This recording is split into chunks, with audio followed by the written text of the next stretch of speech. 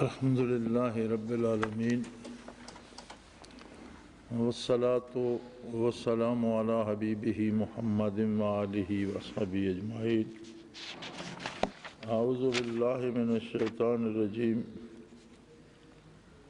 بسم اللہ الرحمن الرحیم۔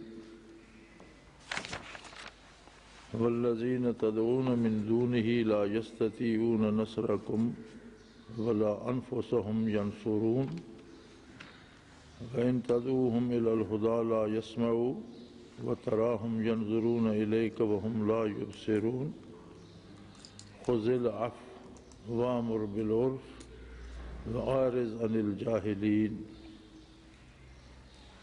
وإما ينزغنك من الشيطان نزغ فاستعذ بالله إنه سميع عليم۔ ان الذين اتقوا اذا مسهم طائف من الشيطان تذكروا فاذا هم مبصرون۔ اللهم سبحانك لا علم لنا الا ما علمتنا انك انت العليم الحكيم۔ مولاي صل وسلم دائما ابدا على حبيبك من زانت به الاسر۔ کائنات بسیط میں صرف ایک تخلیق ایسی ہے جو باقی ساری کائنات کی تخلیق کا بھی مقصد ہے، اور وہ تخلیق ہے انسان۔ اللہ جل شانہ نے اس قدر مخلوق پیدا فرمائی کہ ان کی گنتی سے وہ خود ہی آشنا ہے۔ کوئی دنیاوی آلہ، کوئی مشین، کوئی کمپیوٹر، کوئی انسانی دماغ اللہ کی مخلوقات کو شمار نہیں کر سکتا۔ اب اس جدید دور میں جب آپ بے شمار گنتی کی حدود سے باہر جراثیم ایک وجود میں پاتے ہیں تو کیا وہ بھی تو ایک مخلوق ہے؟ یہاں ہم ایک فرد کو چلتے پھرتے دیکھتے ہیں تو اپنے وجود کے اندر وہ فرد بھی ایک کائنات ہے پوری۔ اس میں کتنی قسموں کے جراثیم ہیں، کتنی قسموں کے ایٹمز ہیں، کتنے ایٹمز کہاں ملتے ہیں، کیا بنتا ہے، کیا کیا چیز مل کر خون بنتی ہے، اور کون کون سے اجزاء مل کر گوشت بنتے ہیں، کس کس جزو سے ہڈی بنتی ہے، اور ایک مسلسل عمل ہے۔ ایک وجود کے اندر ایسے لگتا ہے جیسے ہر وجود ایک چھوٹی سی کائنات ہے، ایک کائنات صغیر ہے، جس کے اپنے شب و روز ہیں، جس کے اپنے موسم ہیں، جس کی اپنی گرمی سردی ہے، جس میں کروڑوں جرمز پیدا بھی ہوتے ہیں روزانہ، اور کروڑوں سے زیادہ شاید روزانہ مرتے بھی ہیں۔ ایک مسلسل عمل ہے زندگی کا۔ اس عمل میں جب توازن رہتا ہے، ان کے پیدا ہونے، ان کے مرنے، ان کی بقا، اس سارے میں ایک اعتدال جب رہتا ہے تو زندگی، انسانی وجود کی زندگی بحال رہتی ہے۔ اور جہاں ذرا ان کا بیلنس بگڑتا ہے تو انسان بیمار پڑ جاتا ہے، اور پھر مختلف کوششوں سے، مختلف ہیلوں سے، مختلف دواؤں سے کوشش کی جاتی ہے کہ اس توازن کو پھر سے برقرار کیا جائے، اور جب بہت ہی زیادہ بگڑتا ہے تو موت ہو جاتی ہے اور انسانی زندگی ختم ہو جاتی ہے۔ ایک فرد جس کے اندر ایک کائنات تھی وہ دنیا سے معدوم ہو کر عدم میں چلا جاتا ہے۔ اسی طرح یہ ساری کائنات بسیط بھی ایک وجود ہے، اس میں بے شمار تخلیق ہے اللہ رب العزت کی،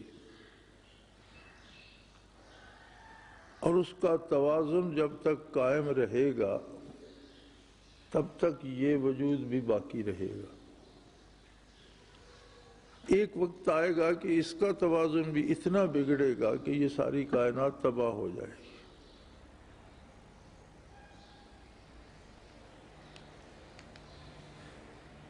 اب اس توازن کو برقرار رکھنے کے لیے جس طرح انسانی وجود میں بے شمار چیزیں اپنا اپنا کام کرتی ہیں، معدہ اپنا کام کرتا ہے، جگر اپنا کام کرتا ہے، دماغ اپنا کام کرتا ہے، گردے اپنا کام کرتے ہیں، بے شمار اعضاء اپنا اپنا کام کر رہے ہیں، ہاتھ پاؤں اپنا کام کرتے ہیں، دانت، زبان، ناک، کان، ہر ایک کا ایک اپنا اپنا کام ہے، جس سے مل جل کر اس وجود کی یا اس کائنات صغیر کی بقا اور حیات جس پہ منحصر ہے۔ اسی طرح اس عظیم کائنات میں بھی بہت سے عناصر کام کرتے ہیں۔ سورج، چاند، ستارے اپنا اپنا کام کرتے ہیں، ستاروں کی گردش اور روش زمین پہ اثر ڈالتی ہے، چاند کا اتار چڑھاؤ زمین پہ اثر ڈالتا ہے، سورج کا آنا اور جانا زمین اور اس کی رویدگی اور کائنات کی مخلوق پہ اثر ڈالتا ہے، اسی سے موسموں کا تغیر و تبدل ہوتا ہے۔ یہ ساری چیزیں مل کر اس کو باقی رکھنے کا کام کرتی ہیں۔ لیکن جس طرح وجود انسانی میں ایک عضو ایسا ہے کہ جو ہمیشہ کام کرتا رہتا ہے بغیر کسی رکاوٹ کے، اس میں خلل آئے تو سارے اعضاء کا مدار اس پہ ہوتا ہے، ہر جگہ خلل آ جاتا ہے، اور وہ ہے دل۔ دل کی مرکزی حیثیت ایسی مسلمہ ہے کہ سارا کچھ درست ہو، دل کی دھڑکنوں میں خرابی آ جائے تو ہر چیز از خود ڈسٹرب ہو جاتی ہے، خراب ہو جاتی ہے، اپنا کام چھوڑنے لگتی ہے، ہاتھ پاؤں کمزور ہونے لگتے ہیں، دماغ کام چھوڑنے لگتا ہے، پٹھے اور اعصاب جواب دینے لگ جاتے ہیں۔ وجود کی جو چھوٹی سی کائنات ہے اس میں دل ایک ایسی چیز ہے جس کا چلتے رہنا، جس کا اپنی ڈیوٹی پہ قائم رہنا از حد ضروری ہے۔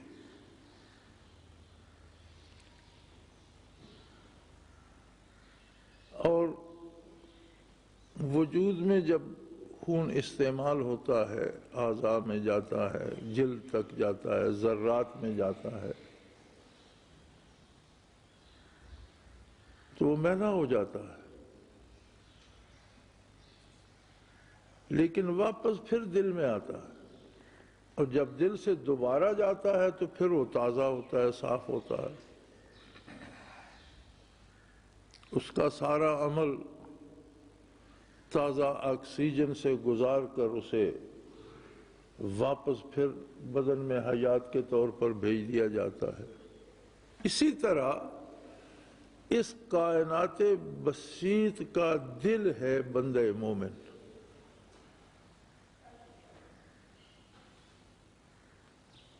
ہم جب دیکھتے ہیں، اور ہمیں بہت بڑی شکایت ہوتی ہے زمانے سے، حالات سے، لوگوں سے، ہم کہتے ہیں زمانہ خراب آ گیا، لوگ بگڑ گئے، ہر جگہ دہشت گردی ہو رہی ہے، ہر جگہ چوری چکاری ہو رہی ہے، انصاف نہیں مل رہا، طاقتور قومیں کمزوروں کو کچل رہی ہیں، انسانی جان کا کوئی محافظ لگتا ہے دنیا میں رہا نہیں، جس کا جی چاہتا ہے، جتنے جی چاہتا ہے قتل کر دیتا ہے، لاکھوں لوگ ایک آدمی کی خواہش پہ مارے جاتے ہیں، تباہ کر دیے جاتے ہیں، گھروں کے گھر اجاڑ دیے جاتے ہیں۔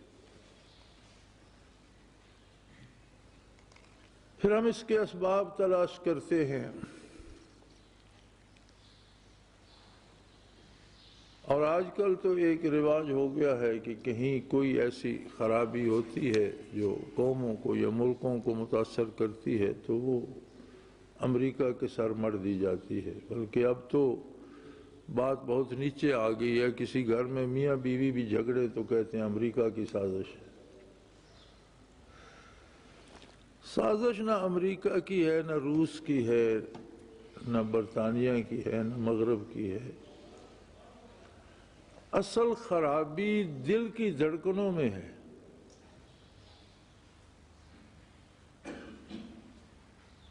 ہمیں دیکھنا یہ ہے کہ اس کائنات کا جو دل ہے کیا وہ اپنا کام درست کر رہا ہے؟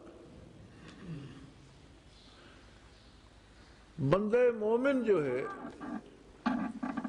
جس کا تعلق ہے براہ راست اللہ رب العزت سے،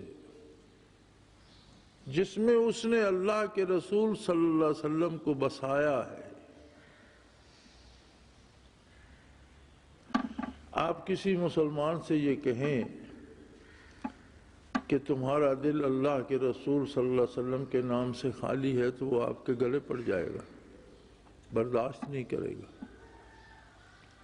لیکن کبھی اس نے یہ سوچا بھی ہے کہ جس دل میں نے نام محمد صلی اللہ علیہ وسلم کو بسا رکھا ہے، کیا اس دل کی وہ نگہداشت بھی میں کر رہا ہوں جو اس نام کی مناسبت سے کی جانی چاہیے؟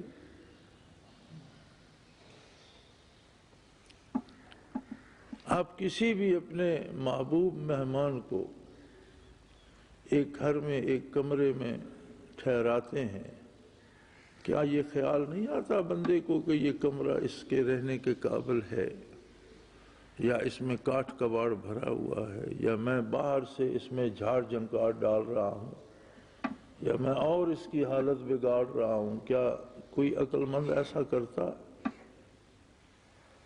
تو جب ہم نے اپنے دل میں لا الہ الا اللہ محمد الرسول اللہ صلی اللہ علیہ وسلم، اللہ اور اس کے رسول صلی اللہ علیہ وسلم کو بسا رکھا ہے، کبھی ہم نے اپنے دل کی نگہداشت کی ہے؟ یہ تو ہمارا خیال ہے نا کہ ہم نے بسا رکھا ہے، اب یہ تو ان کی مرضی پر ہے کہ ایسے دلوں میں وہ رہنا گوارا فرمائیں گے یا محض ہمیں وہم ہے، ہم نے جھانک کر دیکھا ہی نہیں ہے کہ اندر کوئی ہے بھی یا خالی ہو گیا۔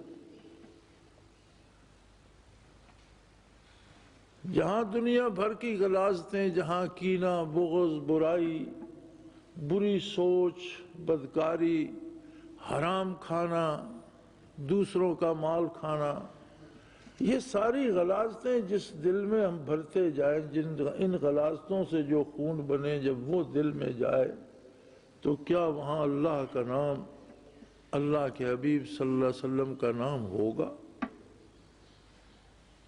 اور خدا نخواستہ اگر نہیں ہوگا تو اس کا مطلب ہے کہ ہم نے اپنا کام چھوڑ دیا، اور جب ہم بگڑے، جب دل بگڑا تو باقی اعضاء و جوارح نے تو بگڑنا ہی ہے، انہوں نے کب سنورنا ہے؟ یہ محض عقیدت یا عقیدے یا عقیدت کی بات نہیں، یہ ایک تاریخی حقیقت بھی ہے۔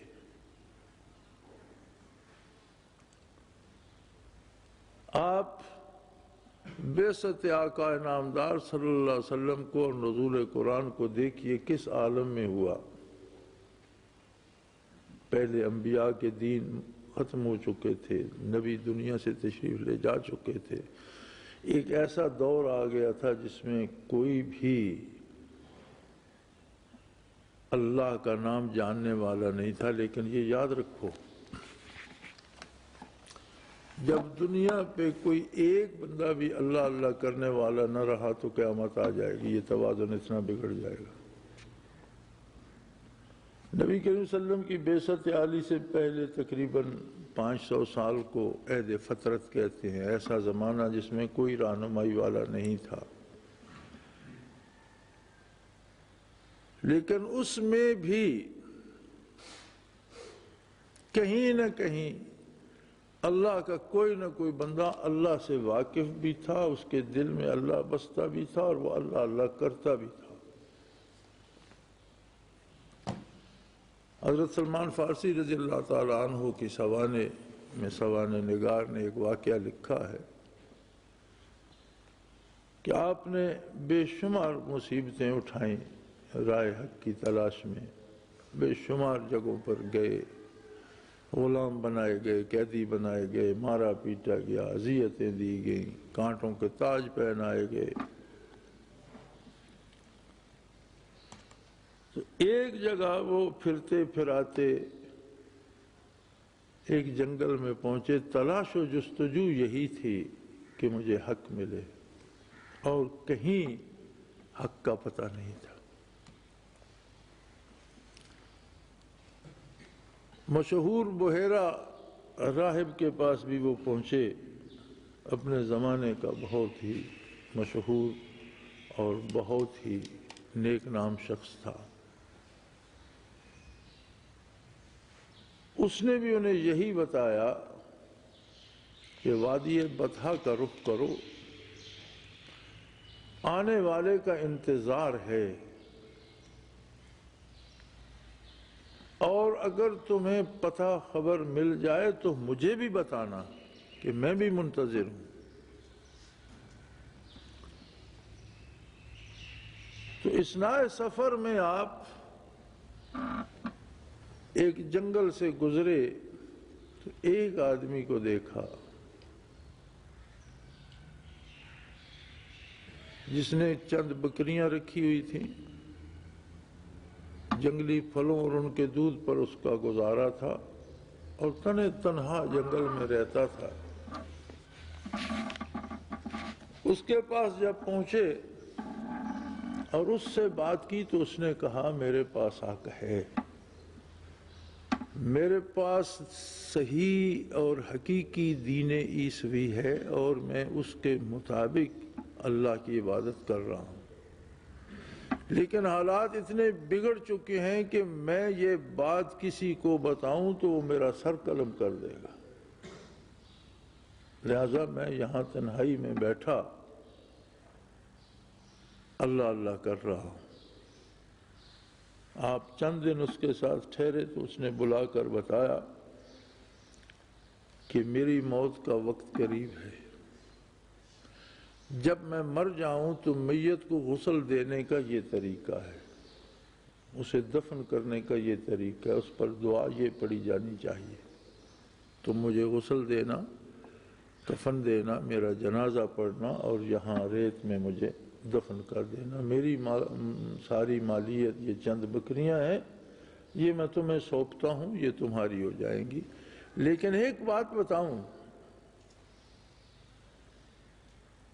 کہ دنیا اہل حق سے خالی نہیں ہوتی، اور میں نہیں سمجھتا کہ میرے علاوہ اس وقت دنیا میں کوئی دوسرا بندہ حق سے آشنا ہو،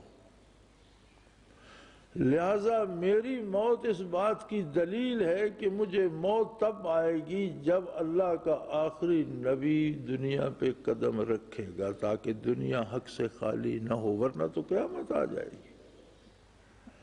تو تم مجھے دفن کر کے سیدھے بطحا کی طرف جانا، میری موت جو ہے اس بات کی دلیل ہے کہ کوئی دوسرا حق بتانے والا اور اس کے علاوہ اب کوئی حق بتانے والا نہیں، نبی آخر الزمان صلی اللہ علیہ وسلم کی آمد ہے۔ اس نے دم توڑا، انہوں نے دفن کیا، اور دوسرے دن پتہ چلا کہ اللہ کے حبیب صلی اللہ علیہ وسلم نے مکہ مکرمہ میں اعلان نبوت فرما دیا ہے۔ یہ اللہ کا نام اور نور ایمان اس کائنات کی دھڑکن ہے۔ یہ پوچھا گیا یا رسول اللہ قیامت کب ہوگی؟ فرمایا حتی لا یقال اللہ اللہ، جب کوئی اللہ اللہ کہنے والا نہیں ہوگا قیامت آ جائے گی۔ تو بندہ مومن یا مسلمان جو ہے یہ اس کائنات کی بقا کا سبب ہے۔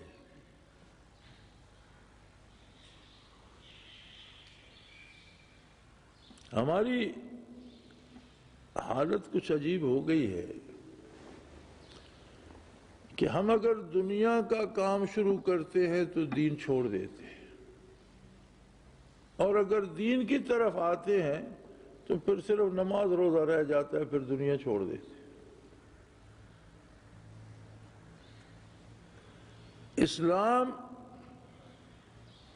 انسان کی پوری جامع زندگی کا نام ہے۔ عبادت کے وقت عبادت کرے، اللہ کو دل میں ایسا بسائے کہ کسی حال میں اسے نہ بھولے، اس کی یاد سے غافل نہ ہو، اور دنیا کا ہر کام اس سلیقے سے کرے جو دوسروں کے لیے مثال بن جائے، اس لیے کہ اسے کام کرنے کا سلیقہ اللہ نے سکھایا، اللہ کے رسول صلی اللہ علیہ وسلم نے سکھایا، لہذا دنیا کا ہر وہ کام جو شریعت کے مطابق کیا جائے وہ ہر وہ کام حقیقی عبادت ہے۔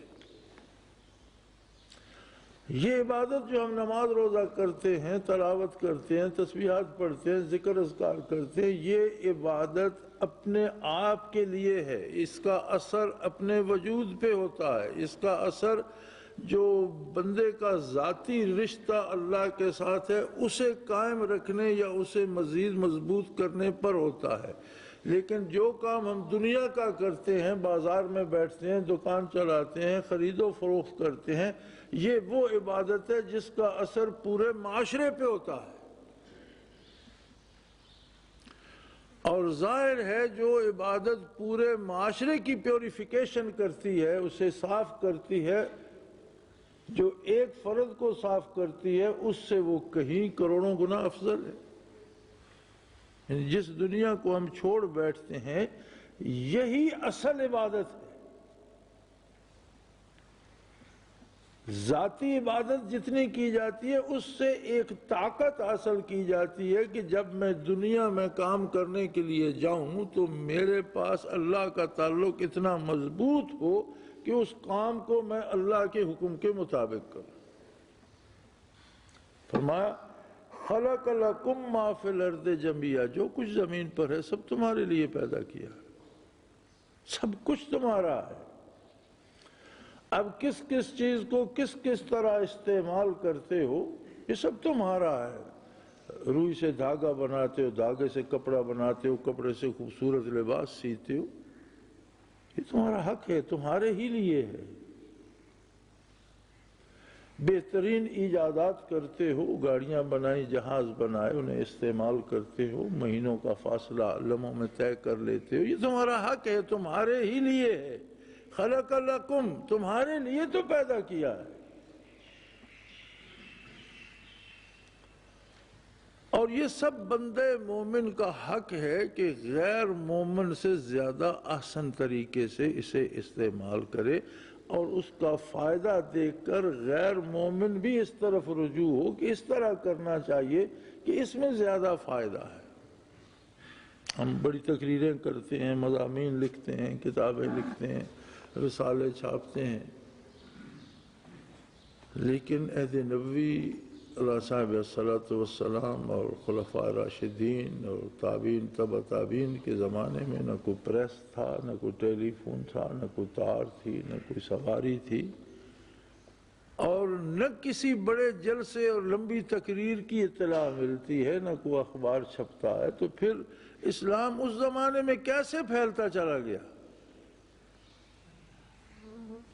اس لیے کہ کافر کو مسلمانوں کے عقیدے سے تو دلچسپی نہیں تھی، اس سے تو وہ ناراض ہوتا تھا، لیکن جب وہ دنیا کے کام کرتے تھے، کھیتی باڑی کرتے تھے، تو اس خلوص اور اس دیانت سے کہ اس پہ پھل زیادہ آتا تھا، لین دین کرتے تھے تو اگلے کو دھوکے کا خطرہ نہیں ہوتا تھا کہ جو مال کہا ہے وہی دیں گے، پورا دیں گے، جو قیمت لی ہے وہ مناسب ہے۔ تو یہ جو معاملات تھے ان کو جب غیر مسلم بھی دیکھتے تھے تو وہ کہتے تھے یار کرنے کا کام تو یہ ایسا کیوں کرتے ہیں؟ اس لیے کرتے ہیں کہ ان میں نور ایمان ہے، تو وہ ایمان قبول کر لیتے تھے کہ اگر ہم بھی ان جیسے ہو جائیں تو ایمان قبول کرنا چاہیے۔ آج آج اگر کوئی غیر مسلم ایمان قبول بھی کر لے تو ہمیں دیکھ کر وہ چھوڑ کے چلا جاتا.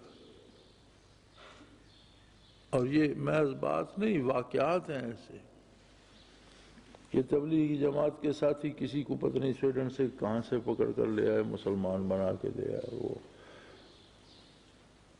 پہلے تو وہ گاندھی گارڈن ہوتا تھا، پتہ نہیں اس کا کیا نام ہے، اس کے ساتھ ایک مسجد ہے بڑی، کراچی بہت بڑی تبلیغی جماعت والوں کا مرکز. وہاں آ کر جب وہ ان کے ساتھ آیا، وہاں ٹھہرا تو جوتے چوری ہو گئے، اور اس نے کہا یار چھوڑو تم اپنی مسلمانی کو، میں واپس جاتا. یہ کون سا مذہب ہے اور کون سے لوگ ہیں کہ جن کی عبادت گاہ میں جوتا بھی محفوظ نہیں ہے؟ یہ تو چوروں کا مذہب ہے، اور یہ سارے چور جمع ہیں یہاں.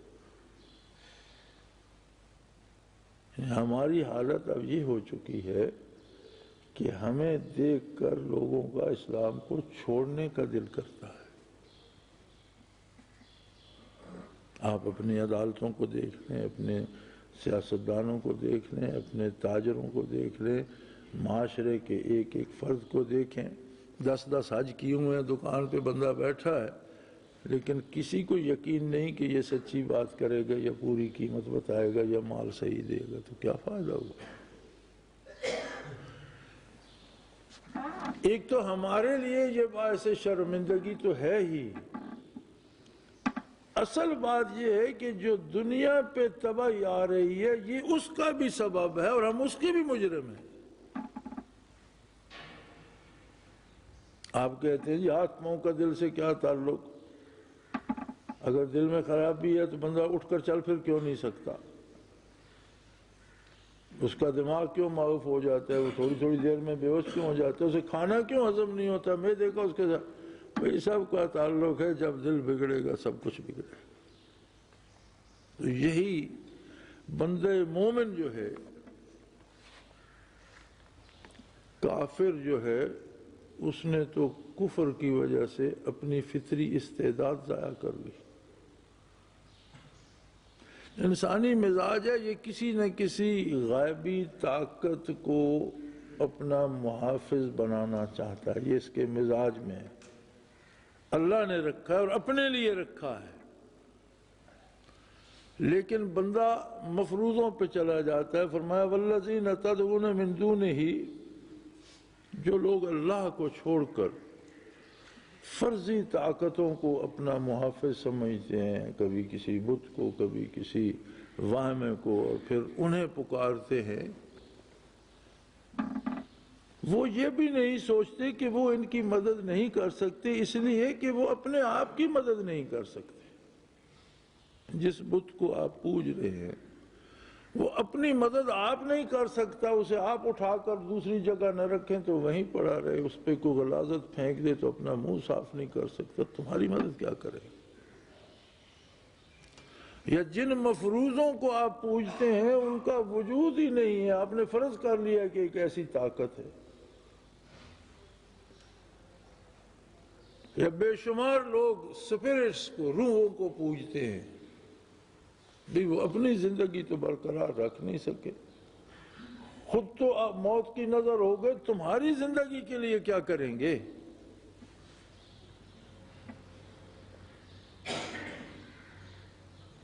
پھر عجیب بات ہے کہ جب انہیں دعوت حق دی جاتی ہے تو پرواہ نہیں کرتے. ان تدعوہم الی الہدی لا یسمعوا، انہیں جب آپ ہدایت کی طرف بلاتے ہیں تو وہ سنتے ہی نہیں. اس کی وجہ یہ ہے کہ جب تک کسی کو اللہ کے رسول صلی اللہ علیہ وسلم کی پہچان نہ ہو جائے، حق سننے کی توفیق بھی نہیں.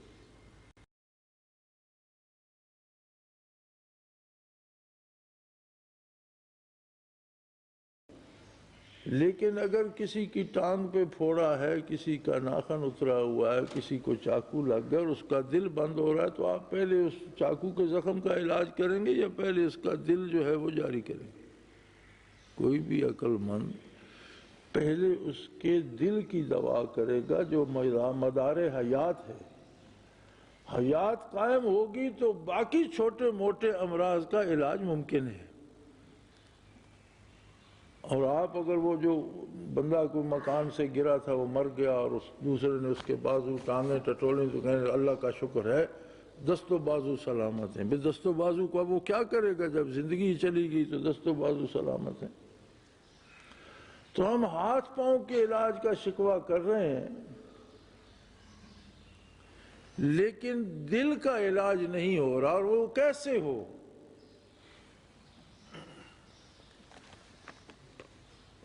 یہ ہم ایک دوسرے کا نہیں کر سکتے جب تک ہمیں خود اپنے علاج کی فکر نہ ہو، جب تک ہمیں خود احساس نہ ہو، جب تک خود ہمیں اپنے علاج کی فکر نہ ہو، جب تک ہم اپنے دل کو آباد نہ کریں دوسرے کو کیا کریں. اور یہ بھی ایک مصیبت ہے اس زمانے کی کہ ہر بندے کو دوسرے کا غم کھائے جا رہا ہے، اپنی طرف توجہ نہیں ہے. فرمایا مخاطب دنیا میں ایک طاقت شیطان بھی ہے، قیامت تک اللہ نے اسے مہلت دی ہے، اور یہ دل کی خرابی کرنا ہی اس کا پیشہ، اور وہ رات دن اسی میں رہتا ہے. وَإِمَّا يَنزَغَنَّكَ مِنَ الشَّيْطَانِ نَزْغٌ، اور جب بھی شیطان تیرے دل میں کوئی وسوسے ڈالے، تجھے بہکانا چاہے، تجھے اللہ کی یاد سے غافل کرنا چاہے، فَاسْتَعِذْ بِاللَّهِ، تو تو مالک کو پکار، اللہ سے اللہ کی پناہ مانگ، اللہ کو یاد کر. انہو سمیع علیم، وہ سنتا بھی ہے، جب بھی پکارے گا وہ سنے گا اور تیرے ہر حال سے واقف بھی ہے.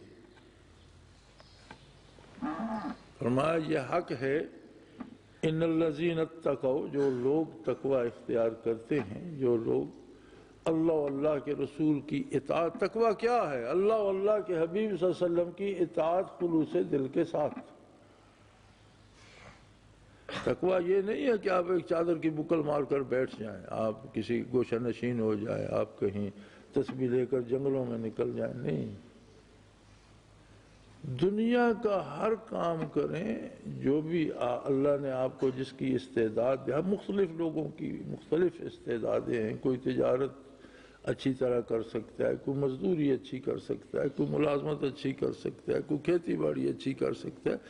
جو استعداد اللہ نے دی ہے ہر کام کریں، پوری محنت پوری دیانت سے کریں کہ یہ افضل ترین عبادت ہے. اور پھر اس میں اگر شیطان بہکانا چاہے تو اللہ کو یاد کریں، اللہ سے پناہ مانگیں. ہم کسی کے گھر جائیں اور اس کا کتا کھلا ہو ہم پر بھونکنا شروع کر دے تو کیا ہم کتے سے جھگڑا کرتے رہیں گے؟ آسان سی بات ہے کہ مالک کو آواز دو، وہ وہاں سے ایک دفعہ اسے جھڑکے گا تو چھوڑ جائے گا آپ کا راستہ. یہ بھی اللہ کا کتا ہے. اگر شیطان کچھ وسوسہ ڈالتا ہے تو اللہ کو پکارو، مالک جھڑکے گا تو دفع ہو جائے گا. آپ کیوں اس کے ساتھ اپنا وقت ضائع کرتے ہیں؟ فاستعذ باللہ، اللہ سے مدد مانگو، اللہ کو یاد کرو. اور ان الذین اتقوا، جو لوگ تقوی اختیار کرتے ہیں زندگی بھرپور گزارتے ہیں. متقی وہ لوگ ہیں جو بھرپور زندگی گزارتے ہیں، دنیا کا ہر کام دوسروں کے لیے بھی نقش کفے پا چھوڑ جاتے ہیں کہ کام کس طریقے سے کرنا چاہیے اور اس کے کتنے فائدے ہوتے ہیں. اذا مسهم طائف من الشیطان، ان پر بھی شیطانوں کے گروہ حملہ آور ہوتے ہیں، لیکن وہ کیا کرتے ہیں جب شیطان حملہ کرتے ہیں؟ تذکروا، وہ اللہ کا ذکر کرتے ہیں، اللہ کو یاد کرتے ہیں. وہ شیطان سے نہیں الجھتے، بلکہ جب شیطان حملہ کرتے ہیں وہ اللہ کو یاد کرتے ہیں. فَإِذَا هُمْ مُبْصِرُونَ، تو اللہ انہیں حقائق ان کے سامنے کھول دیتا ہے، انہیں سمجھ آ جاتی ہے کہ کہاں غلط ہو رہا ہے اور کیا طریقہ اور کیسے کرنا چاہیے. تو میرے بھائی ظالم تو ظالم ہے ہی.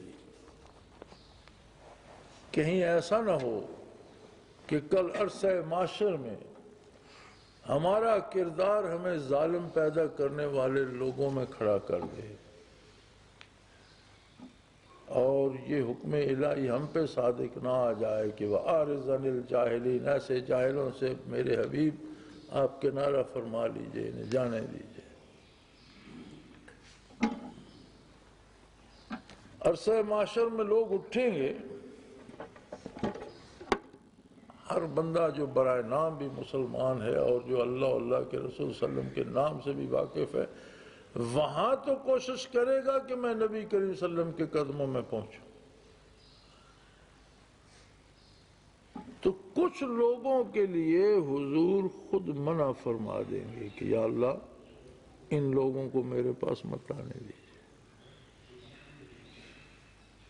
قرآن حکیم بتاتا ہے کہ حضور وجہ بیان فرمائیں گے، رب ان قوم اتخذوا ھذا القرآن مہجورا، یہ وہ قوم ہے جس نے اپنی زندگی سے قرآن کو خارج کر دیا تھا، انہیں میرے پاس مت آنے دیا جائے، میرا ان سے کوئی تعلق نہیں۔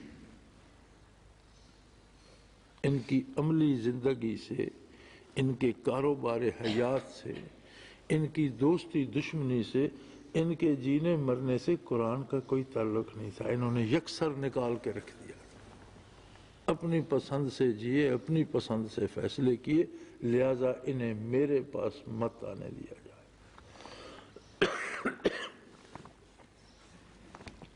اللہ کریم ایسے عظیم حادثے سے محفوظ رکھے۔ اب ہمارے پاس وقت ہے، ہمیں چاہیے کہ سب سے پہلے اپنی اصلاح اس حد تک کر لیں کہ خدا نہ کرے میں تو کسی کی تباہی کا سبب نہ بنوں،